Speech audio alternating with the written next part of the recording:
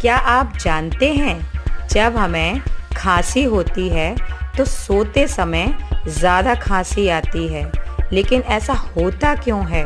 ए, क्योंकि शरीर सोते समय कमज़ोर हो जाता है। बी, क्योंकि लेटने पर बलगम गले में इकट्ठा हो जाता है। या फिर सी, क्योंकि दिल की धड़कन धीमी हो जाती है। Answer in comment box.